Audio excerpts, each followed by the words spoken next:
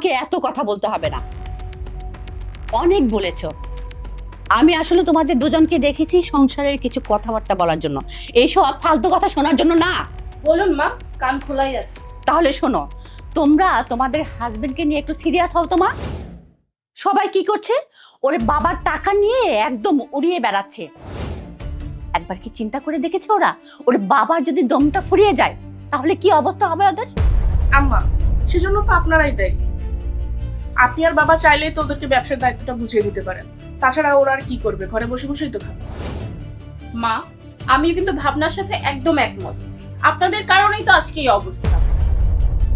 আপনি বাবাকে বলুন না বিজনেসের একটা অংশ ওদেরকে বুঝিয়ে দিতে, তাহলেই তো দায়িত্ব ঘাতে ঝুললে ওদের এই সব ঠিক হয়ে যাবে। অনেক দিনই তো হলো তোমরা দুজন এই বাড়ির বউ হয়ে এসেছো, কিন্তু এই সংসারের সব দায়িত্ব এই আমার একার উপর। কত আশা নিয়ে আমি তোমাদেরকে এই বাড়ির বউ করে এনেছি, আমার তো কোনো আশা পূরণই হচ্ছে না, সে আশার গুড়ে বালি। কই আমি একটু বুড়া বয়সে একটু বসে আরাম করে আয়েশ করে খাবো, তা না, সারা দিন আমার খাটাখাটি করে খেতে হয়।